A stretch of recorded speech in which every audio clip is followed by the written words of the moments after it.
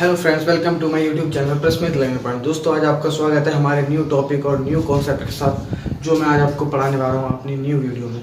दोस्तों, आज हम पढ़ेंगे एक न्यू टॉपिक है जिसका नाम है वैद्युत द्विध्रुव आघूर्ण। दोस्तों, आज हम इस टॉपिक के बारे में पढ़ेंगे और इससे रिलेटेड कुछ मैं आपको बेसिकली इन्फॉर्मेशन दे देता हूँ, उसके बाद हम अपनी वीडियो को आगे बढ़ाते हैं। दोस्तों, आज हम पढ़ेंगे एक न्यू टॉपिक है जो इसी चैप्टर का है। जो भी मैंने आपको लास्ट टाइम पढ़ाया सब एक दूसरे रिलेटेड है। जैसे पहले मैंने आपको पढ़ाया कूलाम का नियम, फिर पढ़ाया किन्हीं बिंदु आवेश के कारण विद्युत क्षेत्र की तीव्रता, वो उससे लिंक था। दोस्तों, अब ये दोनों लिंक हैं इससे, तो प्लीज़ मैं आपसे रिक्वेस्ट करना चाहूँगा, मैंने अब तक जो आपको पढ़ाया है उसका रिवीजन आप प्रॉपर्ली करते रहिए, टाइम टू टाइम पढ़िए।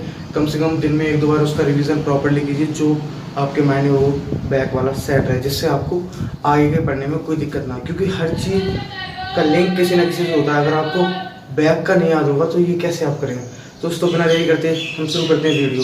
दोस्तों, बेसिकली हम आज पढ़ने वाले हैं वैद्युत द्विध्रुव, उसकी डेफिनेशन, उसका डायग्राम। उसके बाद हम पढ़ेंगे वैद्युत द्विध्रुव आघूर्ण, उसकी डेफिनेशन, उसका डायग्राम तो लगभग सेम है, उसका मतलब एक फॉर्मूला होगा, और उसकी विमा मात्रक पढ़ेंगे।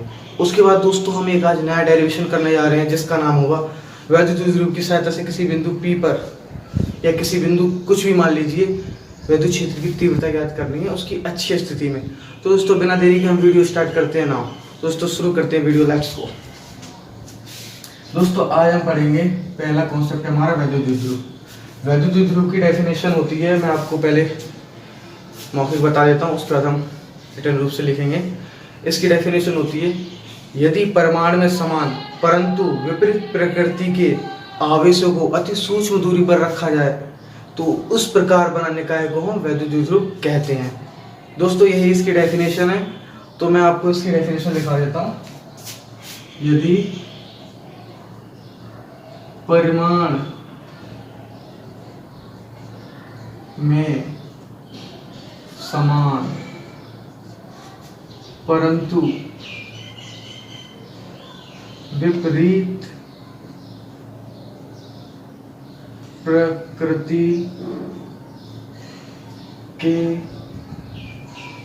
आवेशों को, विपरीत प्रकृति के आवेशों को यदि अति सूक्ष्म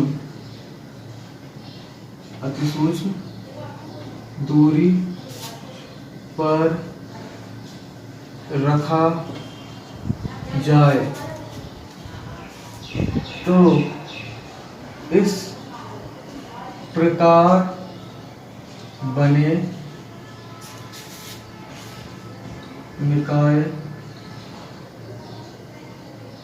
प्रकार बने निकाय को हम वैद्युत द्विध्रुव कहते हैं। दोस्तों, डेफिनेशन एक बार देख लीजिए। यदि परिमाण में समान परंतु विपरीत प्रकृति के आवेशों को यदि अति सूक्ष्म दूरी पर रखा जाए तो इस प्रकार बने निकाय को हम वैद्युत द्विध्रुव कहते हैं। दोस्तों, ये हमारी डेफिनेशन होगी। मैं एक छोटा सा डायग्राम आपको इसका बता दूं, उसके जरिए आप समझ लीजिए इसको। -q + q।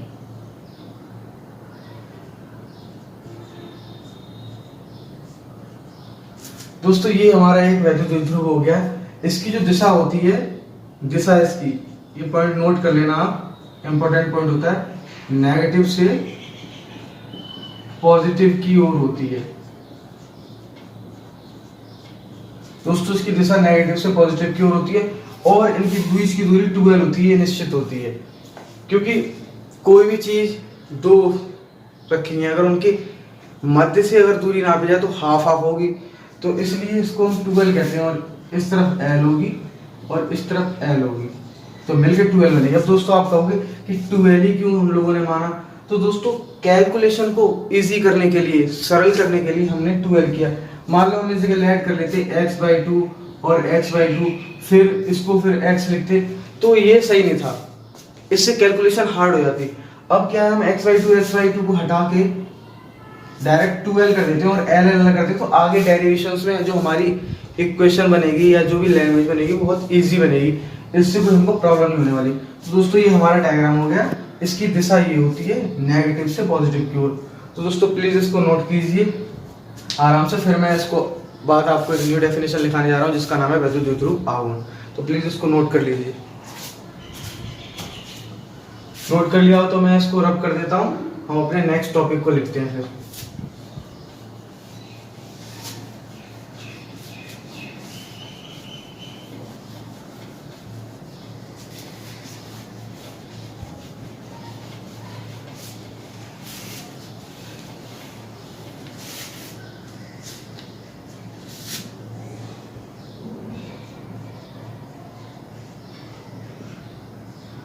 दोस्तों हमारा नेक्स्ट टॉपिक है वैद्युत द्विध्रुव आघूर्ण। दोस्तों अब आघूर्ण इसमें लग चुका है, यानी कि एक न्यू टॉपिक बन चुका है वैद्युत द्विध्रुव से। तो इसकी डेफिनेशन भी इजीली अलग होगी और इसका डायग्राम भी अलग होगा। क्लियर है कि आघूर्ण इसके साथ लग चुका है, न्यू वर्ड, तो यानी कि इसमें न्यू न्यू देखने को मिलेगा। होता सब उसी के हिसाब से अब, लेकिन इसका एक प्रॉपर रूल या फिर प्रॉपर एक फॉर्मूला होता है, उसका नहीं होता, लेकिन ये एक अपना अलग कॉन्सेप्ट है उससे। तो दोस्तों इसकी डेफिनेशन मैं आपको एक बार बता देता हूँ। यदि किसी आवेश के परिमाण तथा उनके बीच की दूरी के गुणनफल को किया जाए तो एक वैद्युत द्विध्रुव आघूर्ण बनता है। यानी कि किसी भी आवेश के परिमाण तथा उनके बीच की दूरी के गुणनफल को हम वैद्युत द्विध्रुव आघूर्ण कहते हैं। तो दोस्तों मैं इसकी डेफिनेशन लिखता हूँ। किसी परिमाण के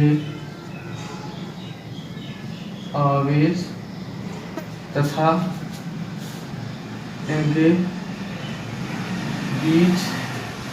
बीच की दूरी के गुणनफल को ही हम वैद्युत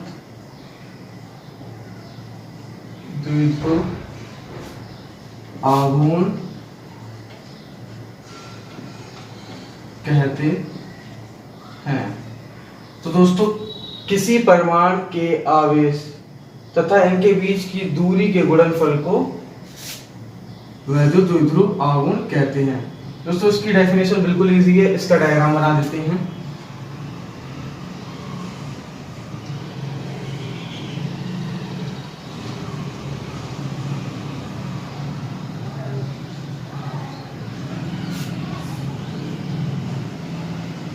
ये इसका डायग्राम हो गया।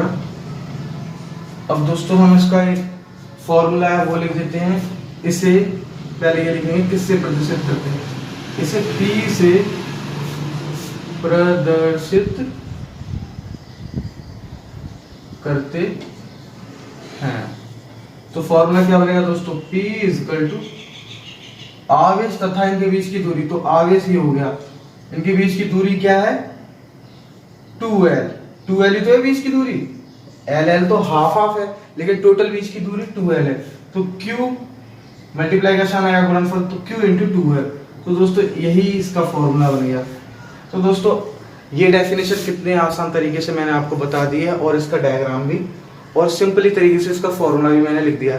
तो दोस्तों ये इसका फॉर्मूला था। इसका मात्रक भी मैं आपको बता देता हूँ। इसका मात्रक होता है कूलाम मीटर, क्योंकि आवेश को कूलाम होती है यूनिट और एल की तो मीटर होती है, तो कूलाम मीटर होगी इसकी मात्रक। तो दोस्तों ये इसका मात्रक हो गया। इसकी मैं विमा भी आपको साथ के साथ बता देता हूँ, क्योंकि आगे हमको विमा की भी जरूरत पड़ सकती है, तो विमा हमको आनी चाहिए। तो इसकी विमा हमारी क्या होगी, कूलाम की विमा क्या होती है हमारी AT, और मीटर यानी दूरी है, दूरी की विमा क्या होगी L, सॉरी AT। तो टोटल इसकी क्या बनेगी हमारी विमा LTA। तो दोस्तों इसकी ये विमा हो गई। इसका फॉर्मूला ये रहा, डायग्राम ये रहा जो मोस्ट इंपॉर्टेंट है, और इसकी डेफिनेशन ये रही। दोस्तों वैसे देखा जाए तो सबसे ज्यादा ये डेफिनेशन सरल लगती है अपने पूरे चैप्टर में इसमें। तो वैद्युत द्विध्रुव आघूर्ण, वैसे मैंने कोई डेफिनेशन कराई नहीं है, लेकिन इससे रिलेटेड हमारा डेरिवेशन आ रहा है, तो हमको इसके बारे में मालूम होना चाहिए। तो वैद्युत द्विध्रुव आघूर्ण की डेफिनेशन होगी, वैद्युत द्विध्रुव की डेरिवेशन मैंने करा दी है। इसका डायग्राम ये रहा, फॉर्मूला ये रहा, और इसका मात्रक भी मैंने करा दिया। तो दोस्तों प्लीज़ इसको नोट कर लीजिए प्रॉपरली, जो आपको नोट करने में आसानी हो। मैं साइड हो जाता हूँ, नोट कर लीजिए दोस्तों। तो आपने नोट कर लिया होगा, आराम से नोट करिए। चलो मैं इसको रब कर देता हूँ।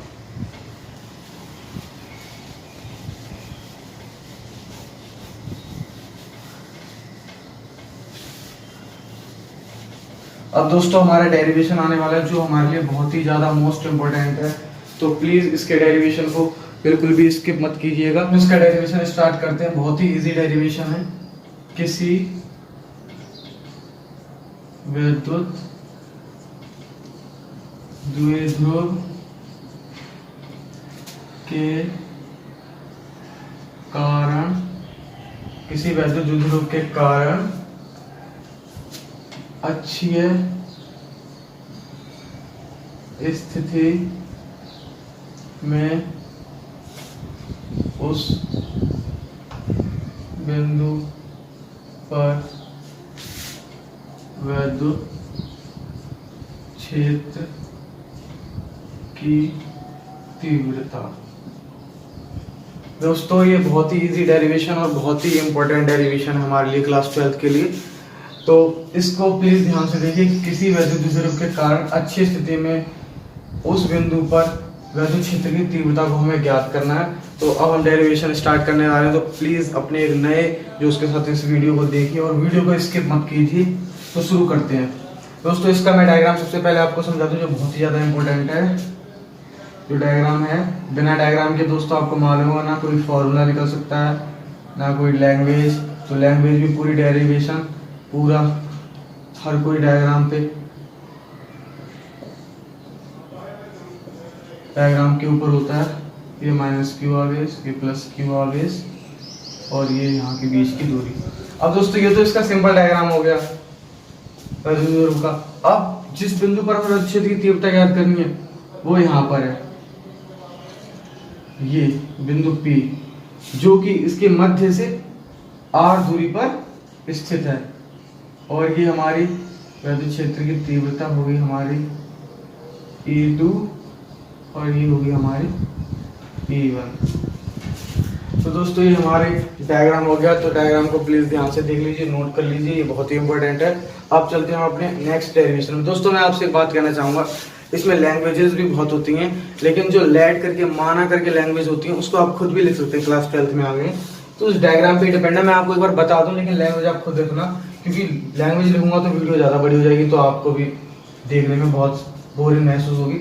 तो लैंग्वेज लिखेंगे, माना एक द्विध्रुव जिस पर माइनस क्यू तथा प्लस क्यू आवेश है, इनके बीच की दूरी 2L है, तथा इनसे r दूरी पर एक बिंदु P है जिसकी अच्छी स्थिति में हमको वैद्युत क्षेत्र की तीव्रता ज्ञात करनी है।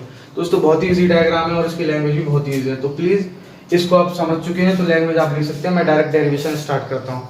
तो डेरिवेशन स्टार्ट होगा दोस्तों। पहला पॉइंट है माइनस क्यू आवेश के कारण वैद्युत क्षेत्र की तीव्रता बिंदु P पर। दोस्तों माइनस क्यू आवेश के कारण हमको बिंदु P पर वैद्युत क्षेत्र की तीव्रता बतानी है। तो दोस्तों माइनस क्यू के कारण हमको वैद्युत क्षेत्र की तीव्रता का पहले फॉर्मूला लिखना है, E = 1/4πε0 Q अपॉन। अब यहाँ पे थोड़ा हमको रुकना होगा, R की जगह हमको क्या लिखना है, वहाँ सिंपल R थी तो हमने R लिख दी। यहाँ पे थोड़ी मिक्सअप आ रहा है, हमको माइनस करके प्लस करके R लिखना है क्योंकि अलग अलग दे रखा है। तो उसके लिए हमको माइनस क्यू आवेश पे पूछ रहा है, तो यानी कि R माइनस L हमको यहाँ पे R की जगह लिखना होगा, R माइनस L का होल स्क्वायर। दोस्तों आपको वैद्युत क्षेत्र की तीव्रता का फॉर्मूला मैंने लास्ट वीडियो में बताया था। तो उसका फॉर्मूला क्या था, E = 1/4πε0 Q अपॉन R²। तो R की जगह R माइनस L है, बस आपको यही रखना है और होल स्क्वायर हो गया। यही हमारा हो गया दोस्तों। ये E2 हो गया, E2 निकाल रहे हैं।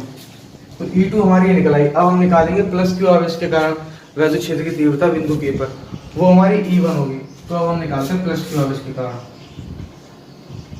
प्लस क्यू आवेश के कारण वैद्युत क्षेत्र की तीव्रता बिंदु P पर। अब दोस्तों प्लस क्यू के आगे इसके कारण निकालेंगे तो हम E1 रखेंगे वैद्युत क्षेत्र की तीव्रता। तो E1 equal to 1/4 pi epsilon naught Q upon R की जगह क्या होगा यहाँ पे दोस्तों, यहाँ पे E2 थी तो R माइनस L था, E1 है तो R प्लस L हो जाएगा हमारा, R प्लस L का होल स्क्वायर।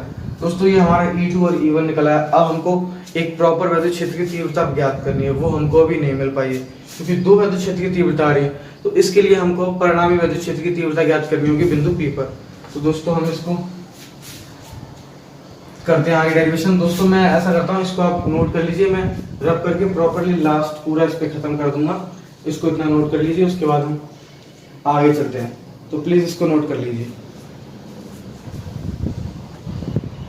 ध्यान से नोट करना भी वीडियो आप ध्यान से नहीं देखते, स्किप कर देते तो प्रॉब्लम भी आ सकती है डेरिवेशन में। डेरिवेशन में कोई भी स्किपनेस नहीं होनी चाहिए, प्रॉपर डेरिवेशन होगा। दोस्तों मैं रब करता हूँ इसको।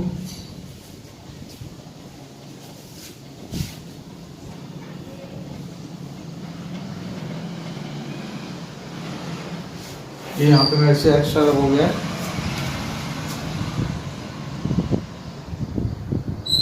स्थित में उस बिंदु पर वैद्युत क्षेत्र की तीव्रता, वैद्युत क्षेत्र की तीव्रता, वैद्युत द्विध्रुव के कारण अच्छी स्थिति में उस बिंदु पर वैद्युत क्षेत्र की तीव्रता।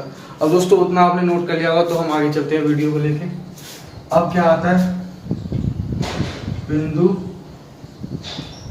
P पर परिणामी वैद्युत क्षेत्र की तीव्रता। दोस्तों अब क्या होगा, हम प्रॉपर E निकालेंगे तो E equal to E2 minus E1। दोस्तों E2 को हम E1 से माइनस कर देंगे। मैं डायग्राम रब कर दिया, मैं बना देता हूँ एक बार। ये हमारा डायग्राम है, ये बिंदु P है, ये E2 है हमारा, ये E1 है, ये 2L है, L minus Q plus Q, ये R है। तो दोस्तों E2 माइनस E1 हो गया। तो हम E2 की वैल्यू रख देंगे यहाँ पे। E2 की वैल्यू हो गई हमारी 1/4 pi epsilon naught Q upon R minus L का whole square minus 1/4 pi epsilon naught Q upon R plus L का होल स्क्वायर। दोस्तों ये जो वैल्यू है वो E2 की है, ये वैल्यू E1 की मैंने आपको पहले बता रखा है, तो ये वैल्यू पुट कर दी हमने। अब इसमें दिख रहा होगा आपको 1/4 pi epsilon naught Q common लेना है, हमको कॉमन आ रहा है, तो 1/4 pi epsilon naught Q common आ जाएगा। तो यहाँ पे क्या बचेगा, 1/R माइनस L का whole square minus R plus L का होल स्क्वायर। दोस्तों ये बचा। अब हम इसको एलसीएम ले लेंगे और इक्वेशंस को पूरा सॉल्व करेंगे, प्रॉपर सॉल्व करेंगे। तो हमने 1/4 पाई एप्सिलॉन नॉट Q को तो कॉमन ले रखा है, इसका एलसीएम लेंगे तो यहाँ पे क्या आएगा, R प्लस L का whole square minus R minus L का होल स्क्वायर। और दोस्तों नीचे क्या आ जाएगा, R माइनस L का whole square R plus L का होल स्क्वायर। दोस्तों इतना करने के बाद हम, ये आपको दिख रहा होगा a प्लस बी का होल स्क्वायर फॉर्मूला है, a माइनस बी का होल स्क्वायर, इसको हम खोल देंगे और इक्वेशन को सॉल्व कर देंगे प्रॉपर। तो करते हैं, E equal to R square plus L square plus 2RL minus R square plus L square minus plus हो जाएगा क्योंकि माइनस की जगह प्लस हो जाता है और प्लस की जगह माइनस हो जाएगा क्योंकि बाहर माइनस का साइन लगा, और नीचे हमारा आ जाएगा 2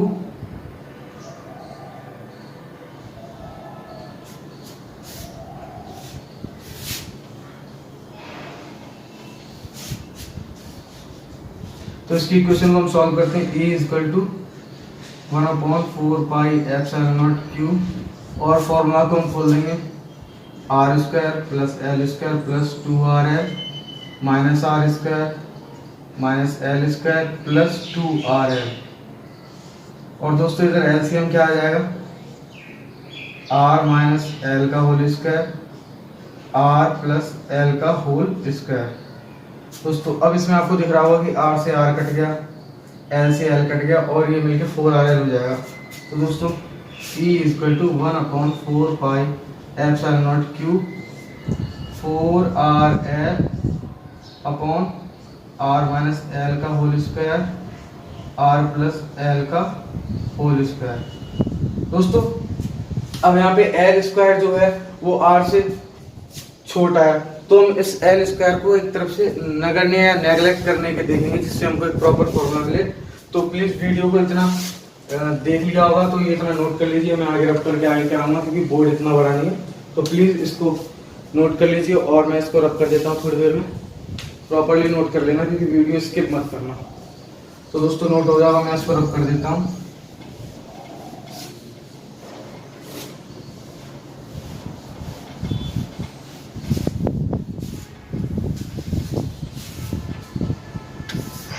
दोस्तों अब यहाँ पे आ जाता है,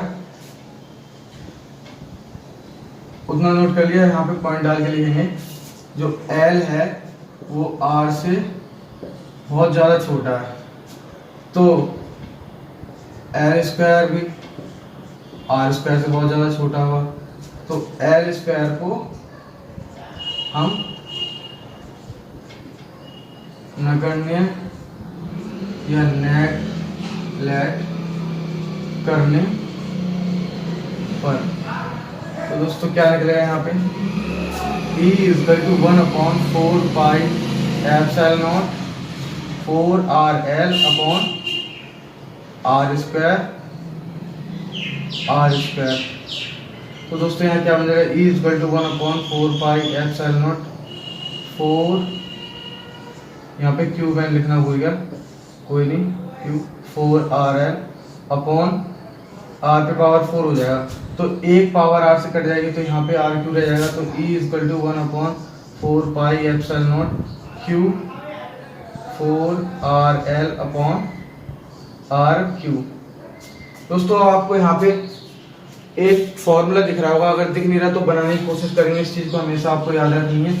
यहाँ पे आपको दिख रहा होगा कि अगर हमको 2 अगर इधर ले लें बाहर 8 2, क्योंकि मल्टीप्लाई अंदर होगा तो 4L हो ही जाएगा, तो Q इंटू 2L हो जाएगा, Q इंटू 2L हो जाएगा, R से R कट जाएगा तो इधर R खत्म हो जाएगा, केवल 4L रह गया और 2L हो जाएगा। तो Q इंटू 2L किसका फॉर्मूला मैंने बताया था, वैद्युत द्विध्रुव आघूर्ण का, तो वो P से प्रदर्शित करते हैं, तो वही हमको यहाँ पे लिखना है।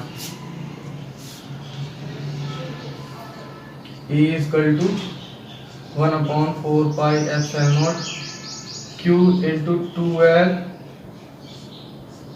और इंटू 2 अपॉन आर क्यू।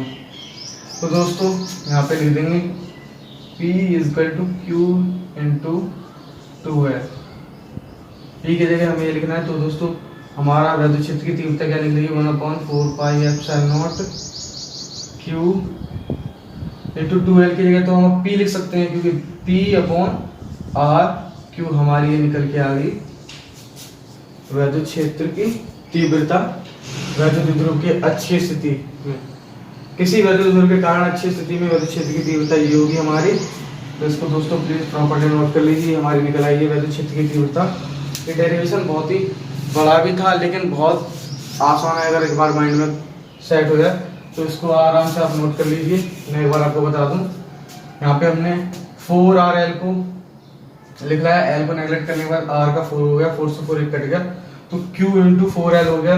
और हमको फॉर्मूला बनाने के लिए इसको Q इंटू 2L लिख के 2 बाहर मल्टीप्लाई में लिखना था और यहाँ पे P की वैल्यू रख दी तो 2P हो जाएगा। यहाँ पे 2P, ये 2 बाहर रह रहा है ना, हाँ, तो 2P अपॉन आर क्यू।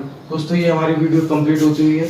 तो प्लीज़ दोस्तों आज आपको वीडियो अगर अच्छी लगी तो प्लीज़ लाइक एंड शेयर जरूर कीजिए, और अगर आपने हमारे चैनल को सब्सक्राइब नहीं किया तो सब्सक्राइब जरूर कर लें, क्योंकि मैं धीरे धीरे और भी वीडियो अच्छी लाने वाला हूँ जिससे आप तक मैं अच्छी अच्छी वीडियो पहुँचा सकूँ। और प्लीज़ चैनल को सब्सक्राइब करने के साथ साथ और बेल आइकन का बटन दबा दीजिए जिससे मैं कोई भी वीडियो लाता हूँ आप तक मेरा नोटिफिकेशन पहुँच जाए। तो दोस्तों वीडियो अच्छी लगी तो प्लीज़ लाइक करें एंड शेयर करें।